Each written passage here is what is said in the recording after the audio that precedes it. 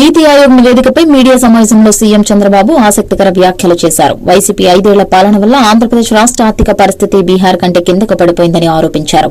రాష్ట ప్రజలకు ఈ వాస్తవాలు అన్నీ తెలియాలి. 11,114 కోట్లు స్టీల్ ప్లాంట్ కు, పోలవరానికి 12,750 కోట్లు, అమరావతికి అప్పుగా 15,000 కోట్ల రూపాయలు ఇప్పించారు. అమరావతికి అప్పుగా 15,000 కోట్ల రూపాయలు ఇప్పించారు అని ఆయన పేర్కొన్నారు. వాటిని తక్షణం పూర్తి చేయాలి. అక్కడి నుంచి నిధులు మళ్లించలేనివన్నారు. మాట తప్పడం ఇష్టం లేక ప్రజలకు నిజం చెబుతున్నా అని ముఖ్యమంత్రి చంద్రబాబు తెలిపారు. అయితే రాష్ట ఆర్థిక పరిస్థితి కొంచెం తేరుకోగానే తల్లికి వందనం, రైతుకు అన్నదాత, సుఖీభవ లాంటి పథకాలు అమలు చేస్తామని చెప్పాం. శ్రీలంకతో ఉన్నాం. మా డిపార్ట్మెంట్ అదే చెప్పాం. They are also doing same exercise.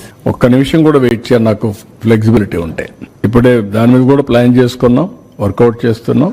I will come out. అప్పుడు చెప్పాం శ్రీలంకతో పోటీ పడుతున్నారని చెప్పాం. ఇప్పుడు చూస్తే నీతి ఆయోగ్ పంజాబ్ కంటే పైన ఉన్నాం, బీహార్ కంటే కింద ఉన్నాం. నేను చెప్పింది వాస్తవాన్ని ఎస్టాబ్లిష్ అయింది.